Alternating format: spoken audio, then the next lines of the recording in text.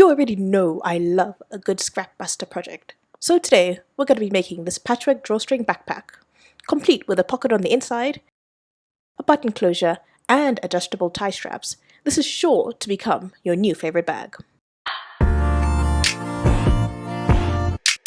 For the front and back panels of the bag, you'll need 2 squares of fabric. Mine were 40 by 40 centimeters. If you're working from a yardage of fabric, you can just go ahead and cut out these measurements, but for me, I'll be patching these linen fabric swatches together to form my panels. I recommend using a heavier weight fabric for this project, like a denim or a canvas, so your bag has some structure. Otherwise, adding a suitable iron-on interfacing to your fabric works just as well. From a 35 by 15 centimeter piece of fabric, measure 1 centimeter from each corner and connect these points to the nearest edge with a curve to form a rounded rectangular shape. Cut along these curves. This will be the base of the bag. You'll also want to trace the same shape out onto some heavy-duty interfacing to provide some extra support and sturdiness to the bottom of the bag. To make the bag flap closure, measure a 25 by 28 centimeter rectangle. Mark the centers of the longer sides. Then, from the 2 top corners, measure 5 centimeters and connect these points with a curve to create a semicircular shape. Cut this out. It helps to fold the shape in half so that both of the curves are symmetrical. Now that that's done, cut out matching pieces for the front and back panels, base, and a flap of your bag from your lining fabric. I also cut out a rectangle, which will become the interior pocket for the bag. Moving on to the tie straps. Cut 2 long strips of fabric and 2 shorter straps. Fold the fabric in half lengthwise with the right sides together and sew, leaving the ends open. Turn the straps so the right sides are now facing outwards. Tuck the ends in to enclose all the raw edges and top stitch around the entire strap. Repeat this for the other straps. You'll also want to make a carry handle, a back strap covering, drawstring, and a drawstring pull using the same method. Next, prepare the drawstring channel for your bag.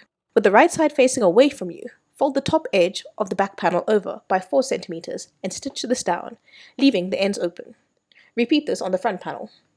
Now, taking the front panel, make 2 buttonholes within this 4 centimeter section, equally spaced from either end and from the middle of the panel.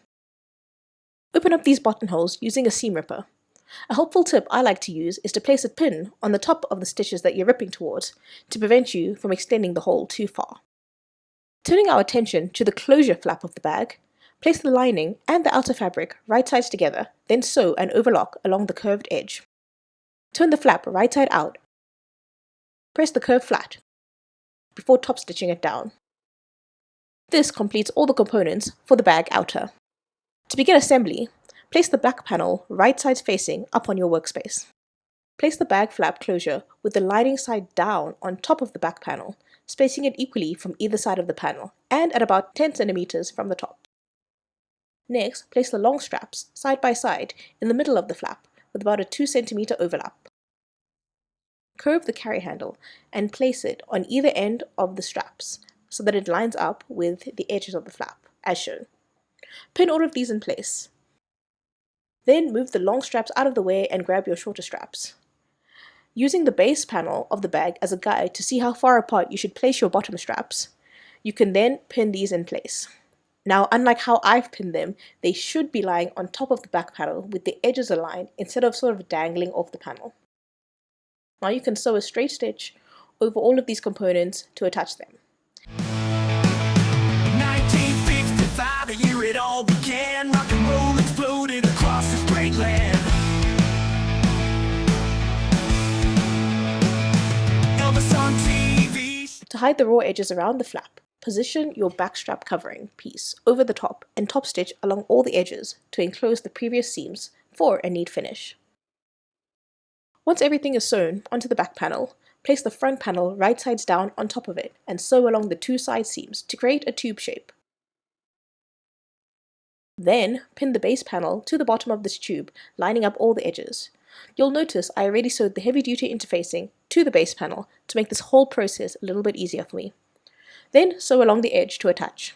Up the scene, made the move to crown the new king.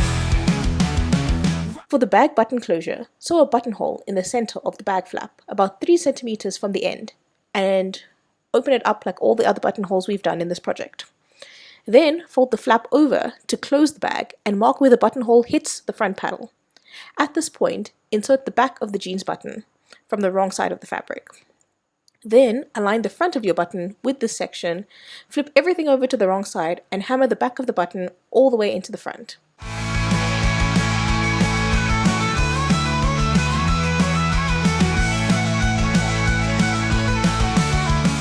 Then the outer section of the bag is complete. Similarly to the outer front and back panels, you want to fold and sew 4 centimeters of fabric down on the lining front and back panels. On the right side of the back panel, you can place and pin your pocket. Sew around these 3 sides, which has already been prepped by folding over the edges and double hemming the remaining end. Then you want to pin your front, back and base lining panels together in the same way that we did for the bag outer, and sew all of these seams. With the lining wrong side facing out and the outer right side facing out, slip the lining into the outer and pin along the top edge, making sure to line up the side seams. Then you want to sew along this outer edge to attach the lining to the outside of the bag.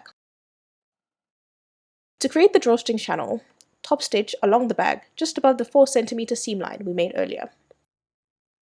Then you can feed your drawstring through this channel, going in one buttonhole and coming out the other, using a safety pin to guide it.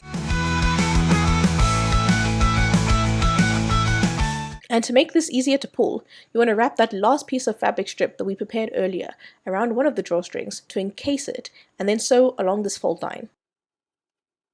Repeat this on the other side. This will allow the bag to cinch closed. Finally, you can knot the ends of your drawstring so they don't slip out of the pull, and tie the tops and bottom of your back straps together at an appropriate length for you, and the bag is done. Let's see how it looks. Rock and roll revolution, 1955. New sound on the radio made us feel alive. Teenagers jumping music with a beat. Rock and roll fever swept us off our feet.